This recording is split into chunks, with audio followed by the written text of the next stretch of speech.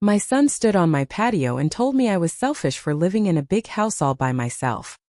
He looked at my property and saw a quick payday, thinking he could sell it out from under me. He didn't realize the deed was a life estate, and he was about to learn that he couldn't touch a single brick while I was still breathing. The late afternoon sun in Carlsbad always hit my patio in a specific way. It turned the gray slate tiles into a warm golden canvas. I sat in my usual wicker chair, a cup of Earl Grey tea cooling on the glass table beside me. From here, I could see the Pacific Ocean stretching out endlessly, the white foam of the waves crashing against the cliffs below. I took a slow breath, tasting the salt in the air. This was my sanctuary. I bought this property 30 years ago. Back then it was just a patch of dirt and scrub brush on a hill that nobody wanted because the grade was too steep. I was 42, working 7 days a week as a real estate broker, showing houses to people who had more money than taste. I saw the potential here when everyone else saw a headache. I fought the city for permits. I interviewed 5 different contractors until I found one who understood how to pour a foundation that wouldn't slide into the sea. Every beam in this house, every pane of glass, represented a deal I closed or a weekend I sacrificed. It was valued at over $3 million now, but the number didn't matter to me. It wasn't an asset on a spreadsheet. It was my home. The silence of the afternoon was broken by the sound of an engine revving too loud. I didn't need to look over the balcony to know who it was. My son Mark drove a red sports car he couldn't afford. The tires screeched slightly as he pulled into the driveway. I stiffened, my grip tightening on the ceramic handle of my teacup. I took a sip, but the tea had gone bitter. A moment later, the sliding glass door slid open with too much force. "Mom? You out here?" Mark stepped onto the patio. He was 45 years old, but in that moment he looked like a teenager who had been caught skipping school. His expensive suit was wrinkled, his tie was loose, and he had a nervous sweat on his forehead despite the cool ocean breeze. "Hello, Mark," I said, keeping my voice even. "I wasn't expecting you until Sunday." He paced around the patio, avoiding my eyes. He walked to the railing and looked out at the view. "Yeah, well, things came up. Big things. Opportunities." I set my cup down. I knew that word. In Mark's vocabulary, opportunity usually meant a gamble that required my money. "Sit down, Mark," I said. "You're making me dizzy." He sat on the edge of the lounger opposite me. He tapped his fingers on his knees. "Look, Mom, I'm going to cut to the chase. I need a bridge loan. Just a short-term thing." "A bridge to where?" I asked.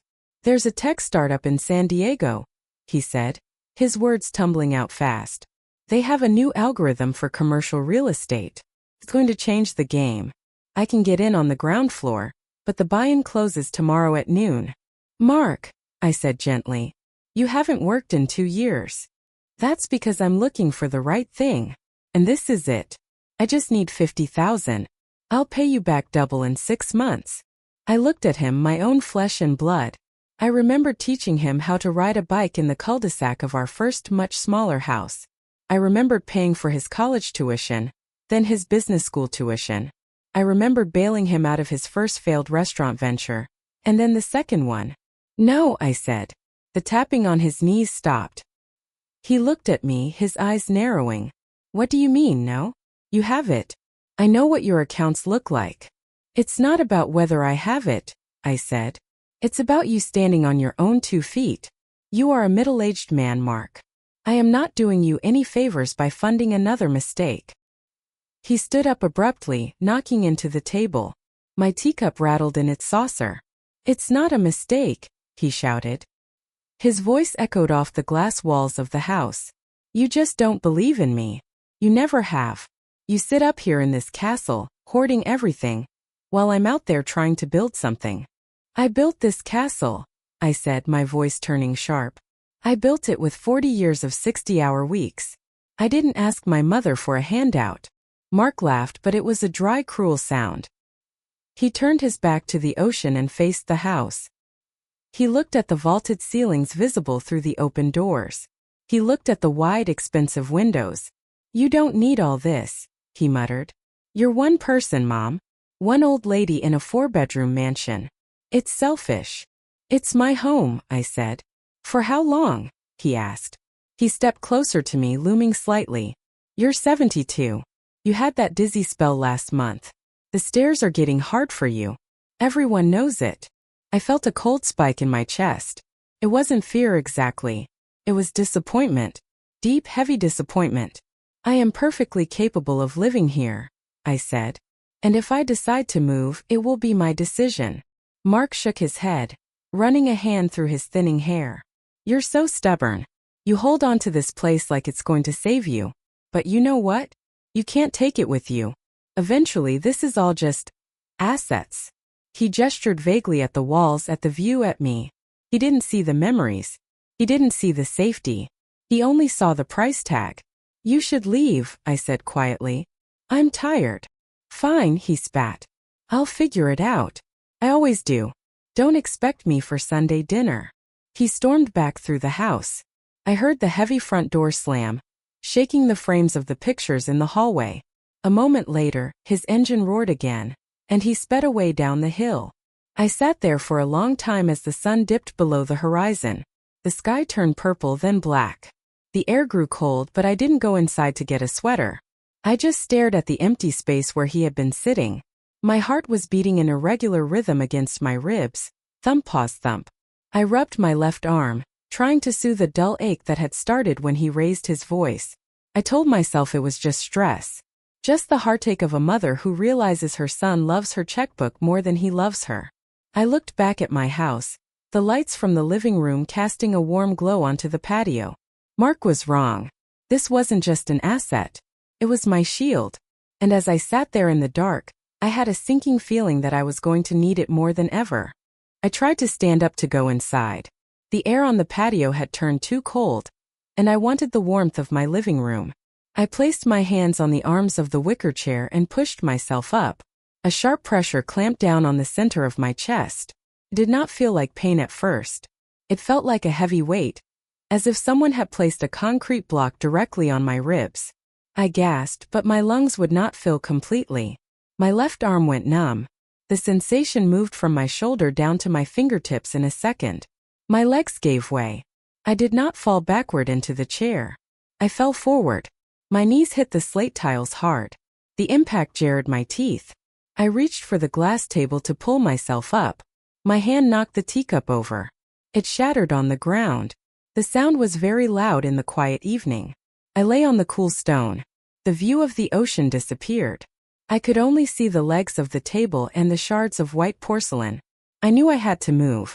I had to reach my phone inside the house. I dragged myself a few inches, but the weight on my chest grew heavier. My vision blurred at the edges. Darkness moved in from the corners of my eyes until I could see nothing at all. Beeping. A steady rhythmic beeping. That was the first thing I heard. I opened my eyes. The light was bright and white. It hurt to look at it. I blinked and turned my head. I was not in my bedroom. The walls were a pale sterile beige. A clear plastic tube ran from a bag of liquid into the back of my hand. I tried to speak, but my throat was dry. Felt like sandpaper. A nurse in blue scrubs stepped into my line of sight. She checked the monitor next to my bed. "You're awake, Eleanor," she said. Her voice was loud and cheerful. "Don't try to sit up yet. You are at Tri-City Medical Center." A doctor followed her in. He was young, with thick glasses and a clipboard. He told me I had suffered a mild heart attack. He used medical words I did not fully catch, but the message was clear. I was lucky. My neighbor had heard the teacup break and found me on the patio. "You need rest," the doctor said. "Your heart is under a lot of stress. We need to keep you here for observation for a few days." "My son," I croaked. "Did someone call Mark?" "He is in the waiting room," the nurse said. "We called the contact number in your wallet." 10 minutes later, Mark walked in. He did not rush to the side of the bed. He did not take my hand. He stood at the foot of the bed and looked at the monitor, then at me. He looked tired, but not from crying. He looked impatient. "You really did it this time, Mom," he said. "I'm fine," I whispered. "Just a scare." Mark looked at the doctor. "Is she lucid? Is she thinking clearly?" The question surprised me. Usually people ask if you are in pain. "She is sedated," the doctor said. "She needs to stay calm. No stress." "And what about her long-term care?" Mark asked. He crossed his arms. She lives alone in a massive house with a lot of stairs. It's obviously not safe anymore. We can discuss discharge plans later, the doctor said. Right now she just needs sleep. The doctor and the nurse left the room. Mark stayed. He pulled a plastic chair close to the bed. The legs of the chair scraped loudly against the linoleum floor. My eyelids felt heavy. The medicine in the 4-bag was pulling me down into sleep. I fought it. I wanted to tell Mark to go to my house and bring me a clean robe and my face cream. Go home, I mumbled. Get some sleep. I will, Mark said. His voice sounded far away. Don't worry about the house, Mom. I'll handle everything. I closed my eyes. The rhythmic beeping became a lullaby. I drifted in and out of consciousness. I don't know how much time passed. The room was dimmer now. The only light came from the hallway and the green glow of the heart monitor. I heard the rustle of leather. It was a distinct sound. It sounded like my handbag. I forced my eyes open just a slit. Mark was standing by the small cabinet where the nurse had put my personal belongings. He had my brown leather purse in his hands. He was not looking at me. He was looking into the bag. I saw him pull out my wallet. He flipped through it quickly, pulled out a card and shoved it into his pocket. Then he reached back in and pulled out my key ring. The brass key to the front door and the silver key to the back gate jingled softly. He closed the purse and set it back on the cabinet exactly as it was before. He put the keys in his jacket pocket. He looked at me one last time. I kept my eyes closed and my breathing steady. Rest up, Mom, he whispered. There was no warmth in it. He walked to the door. His shoes made soft squeaks on the floor. The door clicked shut behind him. I lay there in the semi-darkness. My chest still ached, but a new feeling settled in my stomach. It was cold and sharp. Mark had my keys. He had my credit card. He had not asked for them. He had taken them while he thought I was asleep. I wanted to press the call button. I wanted to call the nurse and tell her to stop him. But my arm was too heavy to lift. The sedative was too strong. The darkness pulled me back down, and the last thing I thought of was the empty hook by the back door where those keys belonged. The next 2 days in the hospital moved very slowly. The room had no windows, only a skylight that showed a square of gray sky. The air smelled of rubbing alcohol and floor wax.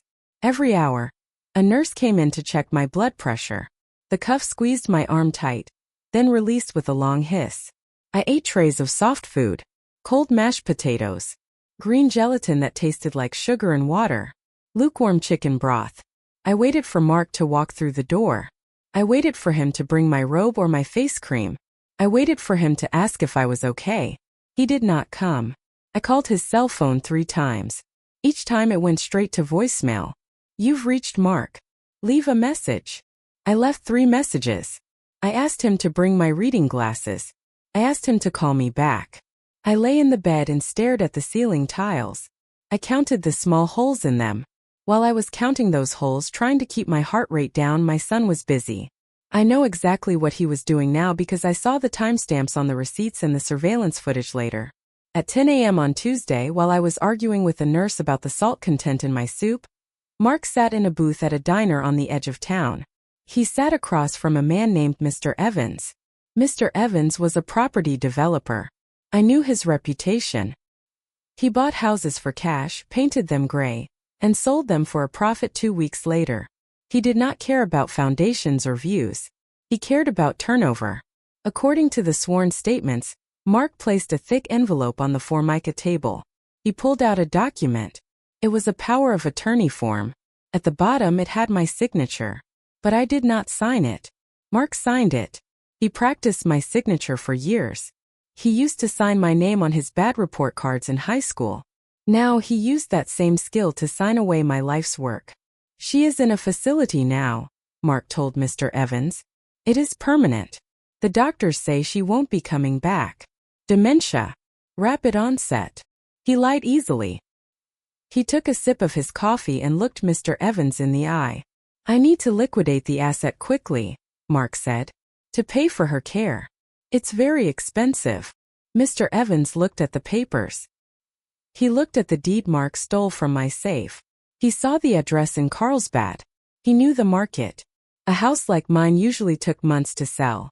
It required staging, open houses, and inspections. I can give you $2.2 million, Mr. Evans said. Cash. We close in 48 hours. No inspections. My house was worth over $3 million. Mark knew that. But he didn't care about the lost value. He cared about the speed. He nodded. Done, Mark said. Draw up the papers. They shook hands over a plate of cold fries. 2 hours later I was trying to sleep. The hospital noises made it hard. Carts rattled in the hallway. Nurses laughed at the station. I felt lonely. I checked my phone again. No messages. At that same moment, Mark walked into a luxury car dealership in San Diego. The showroom floor was polished white tile. The cars sat under bright spotlights. Mark walked straight to a red convertible with a black interior. He ran his hand over the fender. He opened the door and sat in the driver's seat. He gripped the leather steering wheel. He smelled the new car scent. That mix of adhesive and leather that smells like money. A salesman in a sharp suit walked over. Can I help you, sir? I'll take it, Mark said. He didn't ask about the mileage. He didn't ask about the warranty. We have financing options, the salesman said. Mark laughed. No need. I'm coming into a large inheritance. I'll put $5,000 down today on my card. I'll wire the rest on Thursday. He handed over my credit card, the one he took from my purse while I was sedated. He signed the receipt with a flourish. He felt rich. He felt powerful. He thought the hard part was over. Back in my hospital room, the sun went down. The skylight turned black. The nurse came in to give me my evening pills. Still no visitors? She asked kindly. No, I said. My son is very busy. He works hard. I defended him. Even then, sitting in that plastic bed, I defended him. I told myself he was working on his startup. I told myself he was stressed about my health and couldn't handle seeing me hooked up to machines. My phone buzzed on the bedside table. I grabbed it quickly, my heart jumping. It was a text message from Mark. Hi, Mom. Super busy with the business. Meetings all day. Handling everything at the house for you. Don't worry about a thing. Rest up. Love you. I read the text twice. Handling everything. I thought he meant he was watering my plants or checking the mail. I typed back slowly with one finger. Thank you, honey. Please bring my glasses tomorrow. I put the phone down. I felt a little better. He was thinking of me. He was taking care of things. I closed my eyes and tried to sleep, oblivious to the fact that my house was already sold, and my credit card was currently sitting in the pocket of a man driving a brand new sports car down the Pacific Coast Highway. The next morning, Wednesday, I woke up feeling stronger.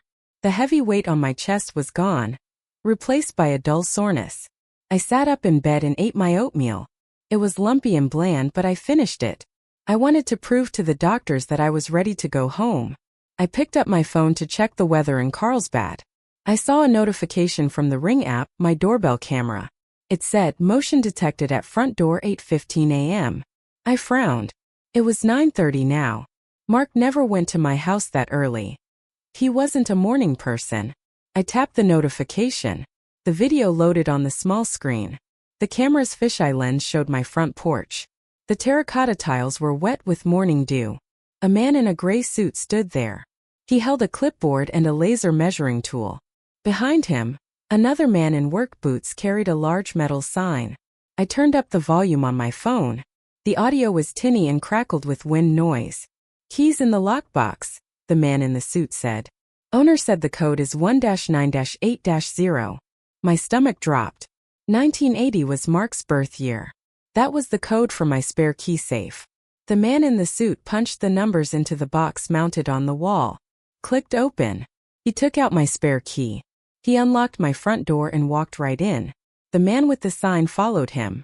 I watched frozen. The video ended. I immediately opened the live view. The camera showed the empty porch. But in the corner of the frame, leaning against the stucco wall, I saw the metal sign the workman had carried. It was backward, but I recognized the shape. It was a for sale sign. My hand started to shake. The phone slipped from my fingers and hit the mattress. I grabbed it again and dialed my neighbor, Susan. She lived in the house directly across the street. She answered on the second ring. Eleanor? Oh, thank goodness, Susan said. I've been so worried. Mark told us the news. What news? I asked. My voice was tight. About the facility, Susan said. He said your condition deteriorated. He said you wouldn't be coming back. There are trucks here, Eleanor. A man is putting a dumpster in your driveway right now. A dumpster. They were throwing my life away. My books, my furniture, my clothes. Susan, I said. Listen to me very carefully. I am fine. I am at the hospital, but I am coming home. Do not let them take anything else. But Mark said. Mark is lying, I said. Tell me exactly what is happening. There are 3 men, Susan said. Her voice dropped to a whisper. They are talking about demo day on Friday. They want to rip out the kitchen. I hung up. I felt a heat rise up my neck. It wasn't the slow burn of sadness anymore. It was the hot, sharp fire of rage. I pressed the nurse call button. I held it down until the red light on the wall stayed solid. A nurse rushed in. Eleanor? Are you in pain? I need my clothes, I said. I am leaving. You can't leave, the nurse said. Dr. Phillips hasn't cleared you. Your heart.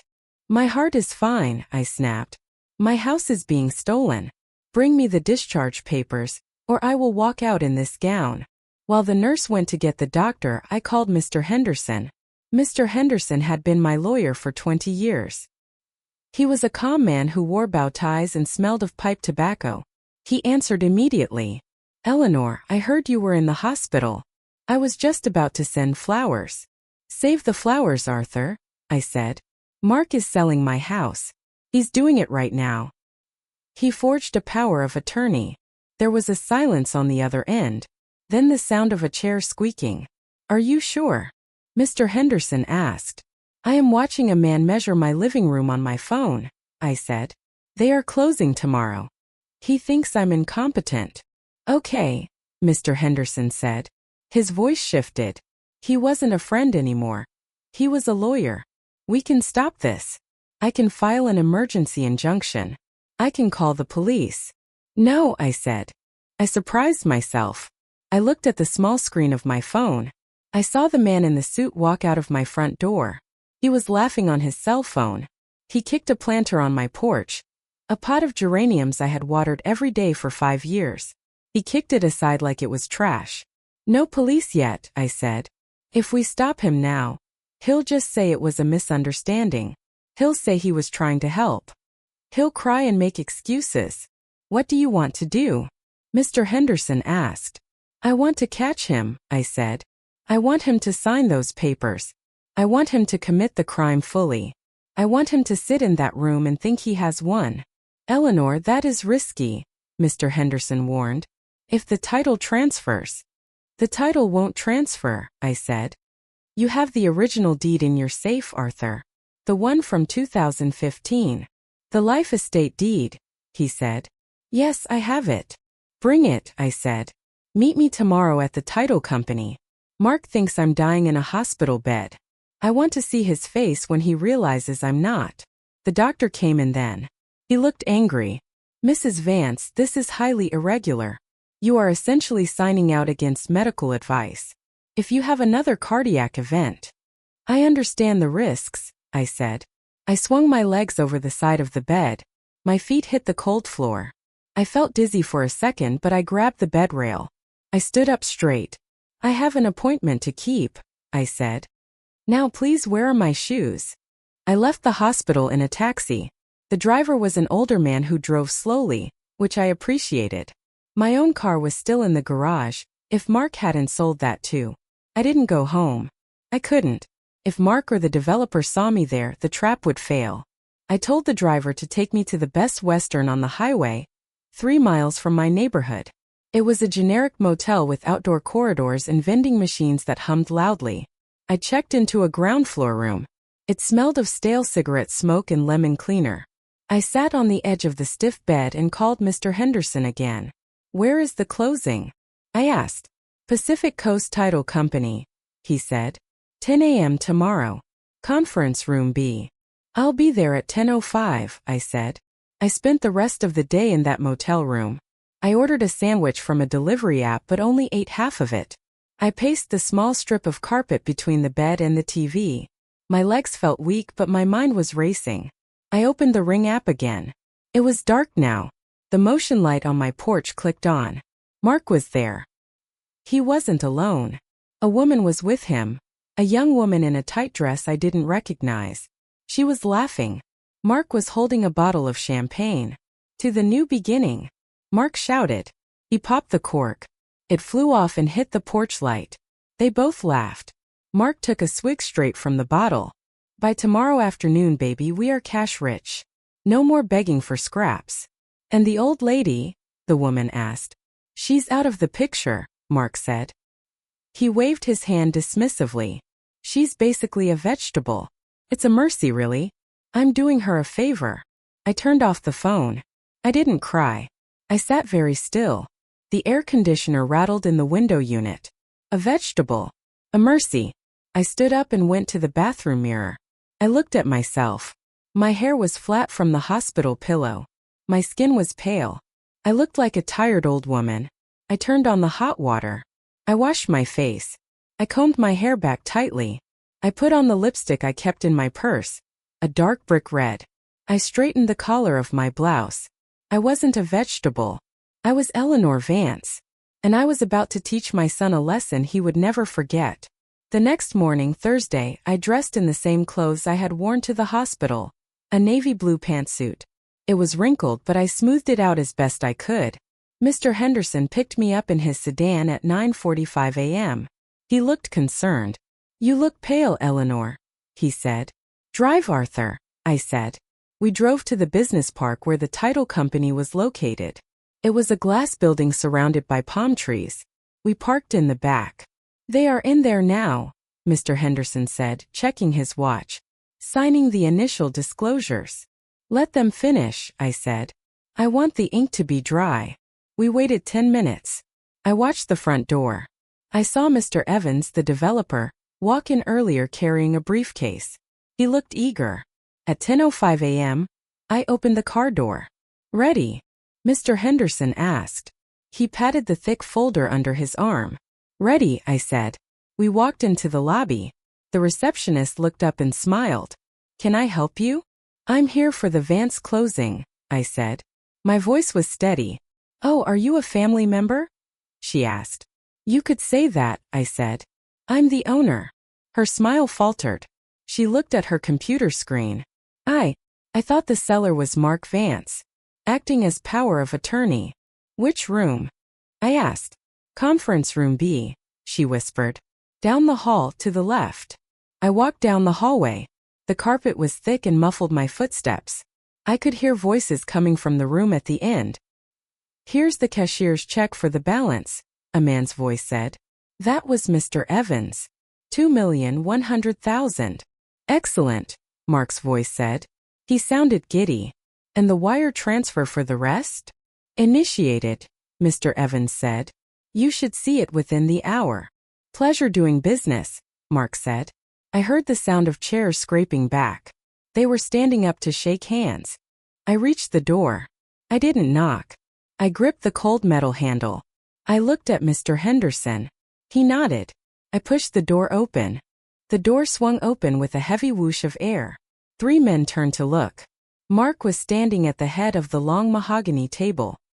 He had a glass of water in his hand. Mr. Evans was on his left, stuffing papers into a leather briefcase. A notary public sat across from them, capping her pen. The room went silent. The only sound was the hum of the air conditioning vent overhead. Mark's face changed instantly. The color drained out of his cheeks, leaving them a pasty gray. His mouth opened, but no sound came out. He dropped the plastic cup. It hit the table, bounced, and spilled water over the stack of signed documents. Mom, he whispered. It was barely audible. I stepped into the room. I didn't use a cane. I didn't hold on to the door frame. I stood straight, my chin up. Hello, Mark, I said. I hope I'm not interrupting. Mr. Evans looked from me to Mark, then back to me. He frowned. Who is this? This, Mark stammered. He looked terrified. This is my mother. The mother who is in a permanent care facility? Mr. Evans asked. His voice was sharp. He looked at the notary. You said she was incapacitated. I made a miraculous recovery, I said. I walked to the table. I looked down at the wet papers. The ink was running on the signature line. Mark Vance P.O. Mark, I said. Why are you selling my house? Mark wiped his sweaty palms on his suit pants. Mom, look, you need to understand. I did this for you. The doctors said. Which doctors? I asked. The ones who discharged me this morning? Or the ones you never spoke to because you were too busy buying a Porsche? Mr. Evans slammed his hand on the table. What is going on here?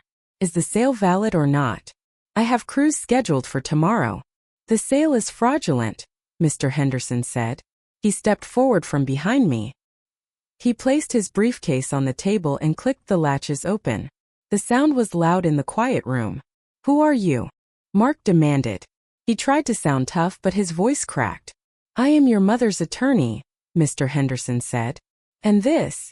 He pulled out a yellow document with a blue legal cover. Is the original grant deed from 2015. He slid the document across the table to Mr. Evans. Mr. Evans picked it up. He read the first page. His eyes widened. He flipped to the second page.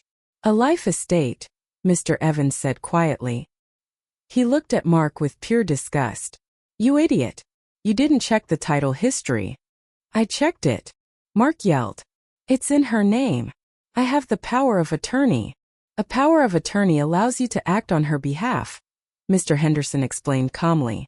It does not allow you to sell a property that is subject to a life estate, while the life tenant is still living. The property cannot be sold, mortgaged, or transferred without Eleanor's direct, written consent, which she obviously did not give. Mark looked at the paper. He looked at the words life estate. He looked at me. But, Mark started. But I already spent the deposit. That sounds like a personal problem, Mr. Evans said. He grabbed his briefcase. I want my check back. Now. He snatched the cashier's check from the center of the table. He ripped the signed purchase agreement in half. And the wire transfer?